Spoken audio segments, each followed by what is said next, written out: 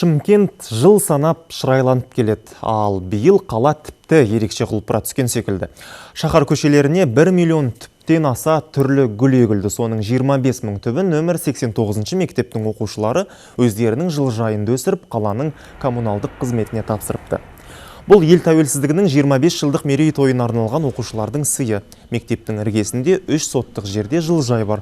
Оқушылар сабақтан тыс уақытта жас эколог үйірмесіне қатысып, түрлі көшеттер отырғызады.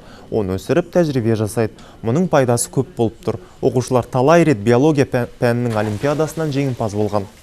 Одан өзге мектепті бітірген соң жылыжайда қияр, қызанақ өсірудің маманы болып шығады. Білім алуды еңбек тәжірибесімен ұштастырады. Көріп тұрғандарыңыздай, бұл басқа гүлдерден ерекше болып тұр. Өйткені біз бұны мынау ақ және мынандай қызыл түсті петунияның тұқымдарын біз бір-біріне шатыстырып ексек, бұлар осындай күйге жетеді. Теорияны тәжірибемен, тәжірибені ғылыммен ұштастырып жатыр. Бұл ең басты мақсадымыз. Баланың бойында экологиялық құзыреттілікті, мәдениеттілікті қалыптастырып жатырмыз. Және оның сауаттылығын арттырып жатырмыз деген ойдамыз.